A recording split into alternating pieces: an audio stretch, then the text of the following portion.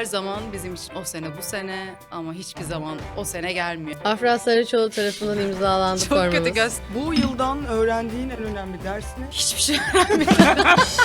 Aslında buraya Sıradayız. getirecektim. Şık şık şık diye bir ses duydum ve korktum. Çağırırım buraya yığarım. gibi. Yok. Midesi Fena güçlü gibi olmayabilir hissediyorum bu. ben Afra'nın. Bayağı kötü. Kötü mü? Bana maçı böyle gösterdi. Galatasaray gol attı. Ne? Kariyerim nasıl bitiriliyor? Oynat bakalım. Gayet iyi.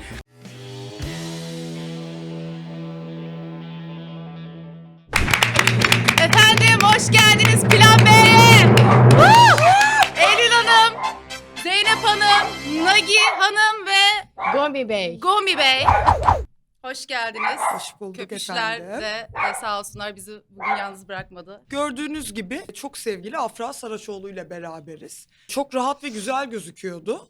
En azından güzelliğini bozamasak bile bence rahatını bozalım. Midesini de Midemi bozacağız. bozacaksınız bir Bugün sana zor bir midemde konsept ekşiyecek bir hazırladık. şey olacak. Reflüm azacak mı? Sana zarar vermemekle birlikte biraz evet. Bana biraz zarar vereceksiniz bugün. Sana biraz zarar bir vereceğiz suikast Afra'cığım. hissediyorum bugün.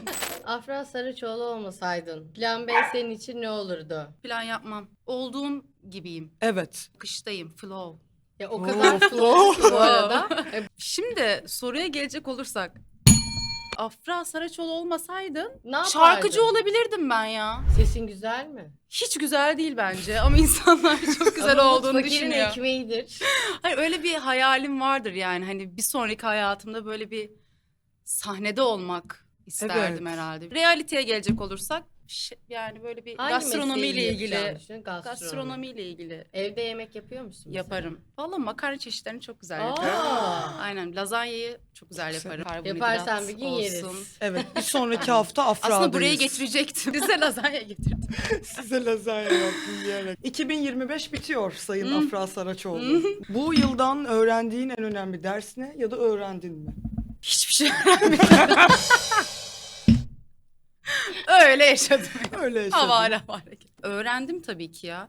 Böyle şey oldum. Seçici bilgiler paylaşmaya başladım çevreme karşı. Overshare yapan bir insan Çok mısın? oversharing yapan bir insandım. Belli ama. Hiç gizlisi saklısı yok. Sıfır değil mi? Asla. Şuradan geldiğim gibi her şey. Geldiği saniye merhaba arkadaşlar. Bugün işte bilmem ne yani. İnanılmaz opak birisin. Çok şeffaf geldin bana. Şok oldum. Bu kadar şeffaflıktan da dilim çok yandı benim. Kenan Emirzalıoğlu ile başrol paylaştığın yeni işin abi sete giriyorsunuz çok yakında. Nasıl gidiyor? Nasıl bir hikaye bizi bekliyor? Anlat canım. Biraz onu Dökül. duymak isteriz. Güçlü bir aile hikayesi. Ya ben bu işin böyle ensemble olmasını çok seviyorum. Çünkü her karakterin ayrı bir hikayesi var. Çünkü bu çoğu işte bulamadığım bir şey gerçekten. Onun dışında benim karakterim avukat.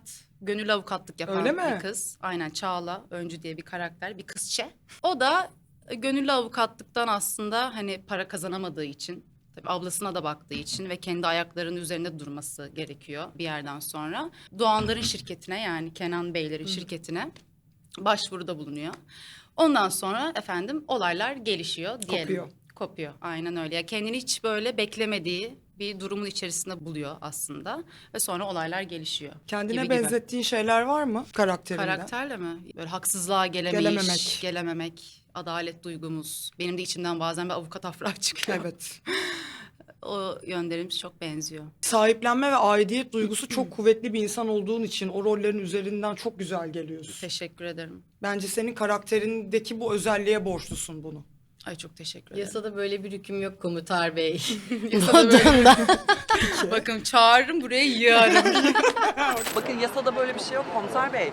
Şimdi ararım, burayı yığarım. Seni hayatta en hızlı sinirlendiren şey nedir? En katlanamadığın şey. Ben birçok şeye katlanamıyorum ya. Beni birçok şeye bu hayatta Her şey. sinirlendiriyor.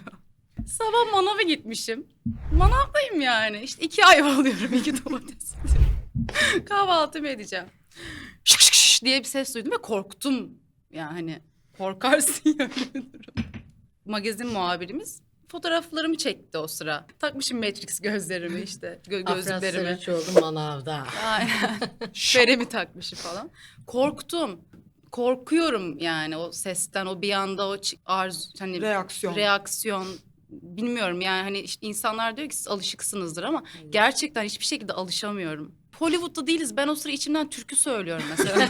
Ne söylüyorsun? Mavişim mavilendin. Yani. Böyle kendi halimdeyim. İşte ayvamı almışım. Ne alakaysa ayva. O insanlar da işini yapıyor tabii ki ama hani şeyi isterim. Hani merhabalar. Hani bir iki fotoğrafınızı alabilir Alabilir miyiz miyiz? gibi en Evet. azından. Gerçekten hala alışamıyorum. Yemin ediyorum alışamıyorum ya. Hani havalimanında herkes şey zannediyor. İşte biz çağırıyoruz falan. Hayır ben uçakta şeyim. Allah'ım inşallah gelmemişler. Allah'ım ben şimdi hani bu kadar saat uyudum. Yüzüm gözüm hiç ne diyeceğim ne Haklısın. konuşacağım falan. Hani anladın mı? Bir de en savunmasız halimiz yani Tabii. o anlar. İşte buna mecbur Hani- hissetmek bence çok kötü bir duygu olsa gerek bazen. Yani biraz enteresan bir duygu Duygu. ama bu maalesef ki bu hayatında içindeyim. Yani bu hakkı onlara biz veriyoruz. Tabii. O yüzden de buna da ayak uydurmamız da gerekiyor. Yani bunun böyle bir zorunluluk haline getirmek beni biraz yoruyor açıkçası. Geriye dönebilecek olsam atıyorum 7 yaşına dönebilecek olsan yine bu şekilde mi ilerlemek Yok isterdin kardeşim sen hayatında? bu sektörden uzaklaş. Çünkü artık neler yaşayacağından haberdar bir Afra var. Ya yine isteyebilirdim ya. Bence Bilmiyorum isterdin. ya isterdim. Bence sen yine sahne önünde olurdun. Ben hep olmak isterdim. Ama tiyatrocu, ama şarkıcı, ama... Ama bedenimle, enstrümanımı kullanarak bir şey yapmak her zaman isterdim. Yani oturayım, çalışayım bana göre değil. Çok kolay ağlayabilen bir insan değilim gerçek hayatımda. Çok kolay duygularımı belli edemem. Ama onu kamera karşısında o kadar rahat bir şekilde yapıyor olabilmek atıp döküyorsun. benim için büyük bir meditasyon. Aynen öyle. Kendimi orada ifade edebiliyorum çünkü. Gibi. İlişkilerinde en büyük kırmızı çizginiz nedir? Hanımefendi. Çay içeyim. Zor sorularda çay içiyor. Zaman kazanıyor. Zor değil, Birazdan yalan ya, zor yalandır. sorularda bozalı ketçap yiyecek. O yüzden Yalandır arkadaşlar, yalandır ya. Kırmızı çizgi yalan değil midir? yalandır. Güvenemediğin bir Evet. insan nasıl ilişki yaşayabilirsin? En büyük red flag yalandır. Red flag yalandır. Ve vicdansızlık. Ya yalan söyleyen zaten vicdansız oluyor. Neler yaşadım Benim be. tespitler. Şimdiye kadarki en pahalı pişmanlığın nedir? Bir alışveriş, kaldığın bir otel. Ay, şu an her şeye üzülüyor. Aldığım her şeye üzülüyorum şu an. Her şey çok pahalı yani. Böyle bir harcadığım şeylere ya bu da bu kadar oldu mu ya? Yani buna bu kadar para verilir mi arkadaş? Diyorsun. Noktasındayız bence hepimiz. Tabii. Çok Her pahalı. şeyden pişmanız şu an aldığımız her şeyden. Efendim bu güzel vücudunuzda yine de değiştirmek istediğiniz bir parça olsaydı bu ne olurdu Sayın Saraçoğlu? Bir bakayım. Bir bak bakalım şöyle. Bir şey değiştirmezdim ya. Bir şey değiştirmek istemezdim. Benim dövmem bile yok bu arada. Dövmen yok mu? Yok yani hiçbir şeyim yok. Bir karaktere hazırlanırken uyguladığın bir ritüelin var mı? Hani şunu yapmazsam olmaz gibi. Yok öyle rastgele oynuyorum derler. O da akışta. Orada da plan B'den devam. Yok var tabii yani böyle kendim kampa alıyorum. Ciddiyetsizlik ne olacak ya? En sevdiğimiz. Seviyoruz. Programa birbirimizi. çıkmayacakmış gibi bu cevaplar hani. Yani var. Ya gerçekten kamp alıyorum kendime. Atıyorum ne kadar hazırlık sürem varsa hiç dışarı çıkmıyorum. Hoşuma da gidiyor. Yani sürekli bir şey izliyorum, bir şey okuyorum. Düşüncelerimle baş başa kalıyorum. Kendimle kalma halimi çok seviyorum o sırada. Ritüellerim oluyor. Oyunculuğun dışında kimsenin bilmediği gizli bir yeteneğin var mı? Bir dakika bir daha yap. Yapmak isterim. Zoomlayın ne olur. Yine, ben ne gördüm Kameraya az önce? bakalım. Bu bir Kameraya yetenek. bakalım. Bunu çoğu insan yapıyordur bence. Aa. Saçmalama. Harikasın. İnanamıyorum bu doğallığa. Bu doğallık şaka mı? Bayıldık. Bir sahneyi yeniden oynama şansın olsaydı hangisini değiştirirdin? Her Şu sahneyi sahnemi yeniden yeteri kadar oynamak isterim. oynamadım gibi düşündüğüm bir sahnen var mı? Yani hep bir şey oluyor tabii. Hani her zaman daha iyisi vardır. O yüzden ben de çok sorgulayan bir insan olduğum için hani her sahneyi hocam siz isteyin ben 100 kere oynarım gibi bir isteğim oluyor. İdeal oyuncu. O yüzden öyle bir cevap verebilirim bu soruya yani. Her sahnemi tekrar oynamak isterim çünkü her zaman daha iyisi vardır. Ben daha iyi oynardım dediğin bir rol var mı? Victoria diye bir film izlemiştim Mubi'de. 140 dakikalık bir iş. Tek şehir, tek gece ve tek plan. Öyle deneysel bir işin içinde olmak isterdim. Victoria diyeceğim. Çok isterdim öyle bir tek plan 140 dakika bir iş. O mu bu mu? Biriyle acayip güzel sarhoş olacaksın Afra'cığım. Zeynep. Evet. Kaçak var. Olmadık değil. Her zaman. Çok uzak değil. Kimi Seçeneklerde seçersin? ben yok. Beril Pozan mı? Gülçin Santırcıoğlu mu? İkisiyle de çok güzel eğlenirim. Ama ben de Gülçin demek istiyorum. Gülçin Santırcıoğlu mu? Diren Polatoğulları mı? Diren. Çok hızlı bir cevap. Diren. Diren Polatoğulları mı? Emre Altuğ mu? Diren. Diren Polatoğulları mı? Teoman mı? Diren. Aa. Direnim ya. Direnimle sabaha kadar işerim. Direnim de Direnim. direnim. Evet. Diren Polatoğulları mı? Dua Lipa mı? Ay Diren ne yapacağım? Dua Lipa sıkıcı şarkı mı söyleyeceğiz? Şarkı söyleyecek mi? Diren Polatoğulları mı? Zendaya mı? Diren ya Diren. Ya böyle bir şey hoş olurdu Euphoria'da yaşadıkları falan. Hani ikimiz de oyuncuyuz. Merak ederdim neler yaşadığını. Ama ben yine de Diren diyeceğim. Diren'le çok Ne daha direnmiş? eğlenirim. Tanımak Sadakattir. istiyorum. Mutlaka tanı. Bir rakıya götürsün Diren bizi Polatoğulları mı? Jennifer Lawrence mı? Jennifer diyeceğim ya. Aa. Çok Soulmate. eğlenceli bir kadın. Soulmate gibi ben de öyle hissediyorum. Çok eğleniriz bence. Böyle bir açık Orada sözlülüğümüz, o abla da böyle her şeyi anlatır ya açık açık. Evet. En son TikTok'ta fake hesabı varmış Evet, falan. neler Herkesle söyledi. kavga ediyormuş. Jennifer Lawrence mı? Jacob Elordi mi? Lawrence ya. Üf derken. Vibesiz bir çocuk o Tabii ya. ki Jacob Vibesiz Elordi bir derdim çocuk ben mu? ama. Senin sadakat. Boy Sıfır. post şu an annem. Annem çok kızacak sana. Jacob seviyor Elordi mu? çok aşık. Jennifer Lawrence mı? Meryl Streep mi? O ablayla böyle çok intens bir şeyimiz var bizim. Onu bir röportajında izledim. Ya onu söyleyemem, açıklayamam. Belki Tamam. bir gün açıklarım. Çok kariyerimde bir yere geldiğim zaman ve Tamam. her şeyin üstesinden geldiğim bir zaman bunu söylerim belki ama öyle bir çok samimi benzer bir şeyimiz varmış. Ya. O yüzden ben Meryl Streep demeyeceğim. Bu akış şaka mı? Ben yine Lawrence'la devam ediyorum. O zaman Jennifer Lawrence'la hayvan gibi içmeye. Futbol kategorimize geldik. Futbol ne severim. Zamanında çok takip ederdim. Bir fanatikliğimiz vardı bir ara. Fenerbahçelisin. Şu an Fenerbahçeliyim. Bu sene takımı nasıl buluyorsun? Nasıl yorumluyorsun? Benim Yani senin için o sene bu sene diyebilir miyiz? koçmuşum gibi. Her zaman bizim için o sene bu sene ama hiçbir zaman o sene gelmiyor. O yüzden Çok doğru. bir ruh var bu yıl takımda değil mi? Fenerbahçeli arkadaşlar var mı burada? Bir ruh geldi Oha, ya. 2 tane mi? Bir Saadettin Alkış. Saran'la böyle bir ruh gelmedi mi böyle? Evet. Böyle bir ruh geldi tekrar. Ama benim ümitlerim çok soldu yani hani O kadar. çok üzüldüm, çok ağladım. Gerçekten fanatiktim, deli gibi fanatiktim. Eskişehir'de erkek arkadaşlar hani gidip maç izlerdik. Böyle Ben senin o tek kız yanını bendim araştırdım. yani orada. O yüzden hani çok böyle yine bel bağlamak istemiyorum. Beni çok üzüyor Fenerbahçe, benim zaafım. Daha önceki forma lansmanında sen de vardın. Peki bu seneki formaları nasıl buluyorsun? Güzel.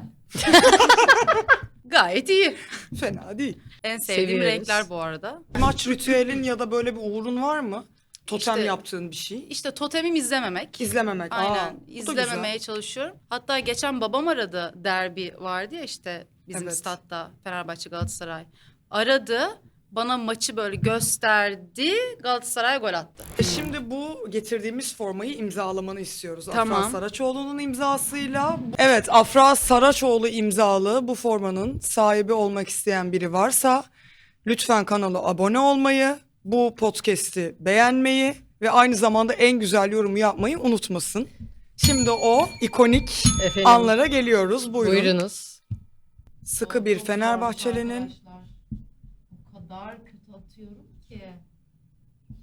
kanlı canlı senin imzan ama.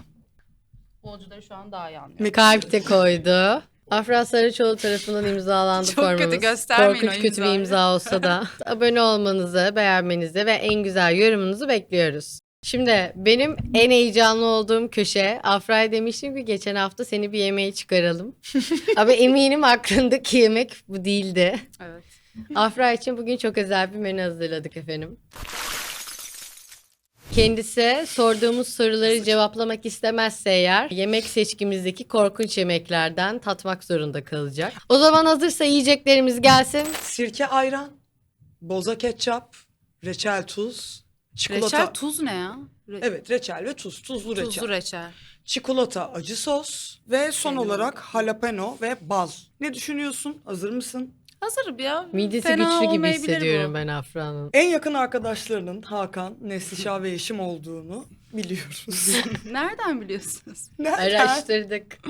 Bu üçlüden biriyle bir adada mahsur kalman gerekse O arkadaş grubu ama. hangisini seçersin? Hiçbirini vermişim. Ya şimdi yeşim, saçım, başım. Yok beni şurada çek, burada çek. Kanka bir adanın bütün her yerinde fotoğrafımız olur. Biz o adadan bir Haklısın. çıkamayız. Yeşimcim. Yeşimcim kusura bakma. Elendin. Neslişah desen Neslişah zaten her sabah güne yumurtayla başlamak zorundadır. Yani hani yumurtayı yemediği gün onun için çok kötü geçer ve çevresindekiler de bundan etkilenir. O yüzden ben adada Neslişah yumurta bulamam. Olmaz. Olmaz. Kokonat neslişah. Kokonat, muz yenir, bir şey olur falan. Hakan bütün gün muz yese okey. Aa, okey. Aynen. Hakan diyeceğim ya. Aa, Evet, tamam. Hakan diyeceğim tamam. Telefon numarana sahip olan fakat keşke olmamış olsaydı dediğin bir ünlü var mı? Çok var ama cevap veremem. O zaman efendim sizi kartlarımızdan birini çekmeye davet ediyoruz. Şunu seçmemi çok istedim. Seçiyorum. Boza ketçap çıktı of course. Boza ketçap şu mudur? Ay, en kötüsü. Boza en zaten kötüsü. sevmem. Ketçap da sevmem bu arada. Yani. En kötüsü. Afra bir alkış alabilir miyiz? Yok yok hiç Bravo. gerek yok. Onun tadını hayal bile etmek istemiyorum ya. Ya Nagi de üzgün şu an. Haklısın bebeğim. Ay. Keşke söyleseydin bence. Evet. Koklayabilir miyim? Çok merak ettim. Kokla. Şöyle. Tarçın da mı Yapma var şöyle bunun şeyler. içinde? Okey. En azından biraz lezzetlendirmişler. Biliyor musun tadı çok güzel. Saçmalama Vallahi ya. kötü değil. İyi oyun. Evet. Kötü Çocuk ve Aşk Bu Mu adında 3 tane filmde oynamışsınız. Bu üçünü en iyiden en kötüye sıralar mısınız? Sıralayamam. İşte hepsinde bir emek var. Yapabilir miyim? Dur bakayım. Yok o cesaret yok şu an. Çikolata acı sos çıksın bari. Ben sana Zeynep gibi sahtekarlık yapmayacağım. Ne seçmek istiyorsan. Ama yo çok özgürsün. güzel bir şey seçtirdi bana. Benim kafamdaki en kötüsü oydu. Reçel tuz. Reçel ve tuzu seçti. Okay, that's fine. Here we go. Leziz. Kıvam Değil mi? müthiş. Tadı damağımda kaldı. Hey, nişanımız mı?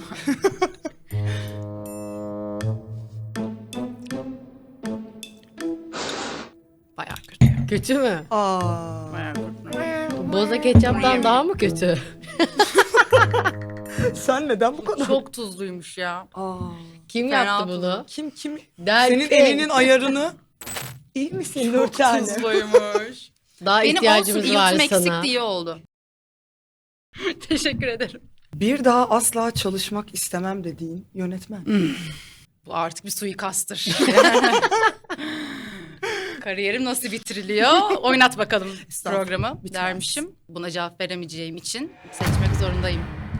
Çikolata acı sos seç bence. Boza ketçap seçti yine ya. Oley. Ya Kafayı saçmalama. Boza ketçap. Sen çok ümitliydin boza ketçaptan. Ben evet benim için en kötüsü oydu yani. Orada çok kötü. Nasıl bu kadar dayanıklı ve yiyor bilmiyorum. Boza mayonez yapsak daha kötü olabilirdi ama mayonez bence. çok severim. Daha güzel olurdu bence. Beni yıkamayacaksın. Bunun da eşiği yüksek yani. O yüzden şu ana kadarki dizi film partnerlerinden Evet. çok ama çok kötü kokuyordu dediğin biri oldu mu? Varsa kim? Kim? Ya bu çok ayıp bir şey bu ya. Bunu sormam bile çok ayıp. Eylül sana hiç yakıştıramam. Yok bunu tabii ki cevap veremem yani. Özemen. O zaman şey diyecekler. Vardı yani. falan. Yani yoktu. Evet, Aynısı evet, onu Hayır. çek, onu Tamam. çek, onu çek. Ne? Aa, bu güzel bir combo bunu bu arada. zaten Bana Biber öyle ve bal. geliyor. Görüntüsü çok kötü olsa da senden biberli bir kaşık bekliyoruz. ay ben balığı böyle severim genel İstemeden olarak. Afra'ya yanlışlıkla dünya mutfağı hazırlamanın şoku yok mu? Muhteşem bir yemeği çıkarttık Fatih Afra'dan. Ne Mutfak ve yapalım? Mutfak.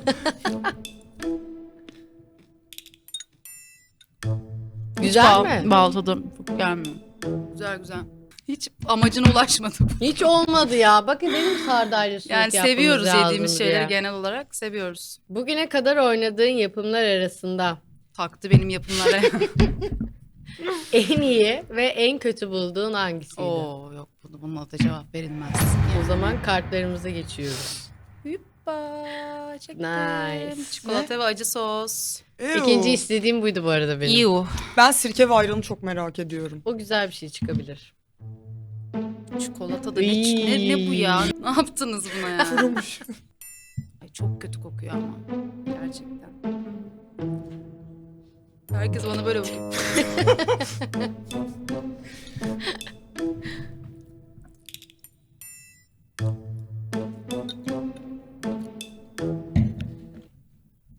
Bunu da beğendin Bunu gibi denesinler. hissettim. Bunu da mı beğendin? Bunu bir menüye biri koysun. Somer Şef. Bunu menüye koy. Biriyle uzunca bir süre asansörde kalacaksın. Kesinlikle kalmak istemeyeceğin o kişi kim olurdu? A. Demet Akalın. B. Seda Sayan. C. Seren Serengil. D. Gülben Ergen. O göz kırpış ne? Şu.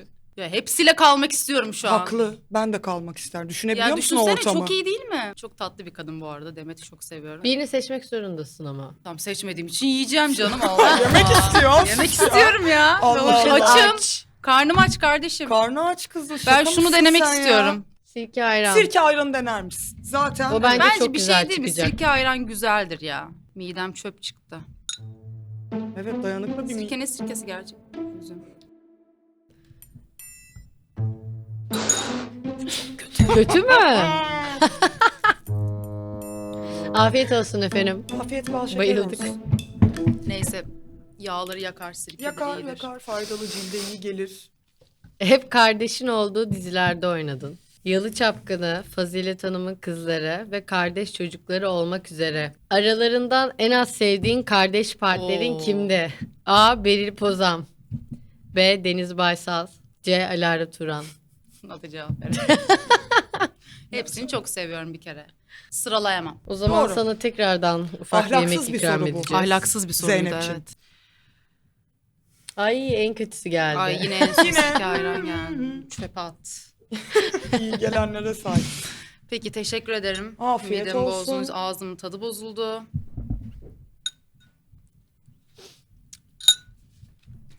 Çok güzel. Çıkışta Afiyet bundan olsun. içelim. Bir de ben bunu ne varmış bunda ya bu kadar? Sirke ayran.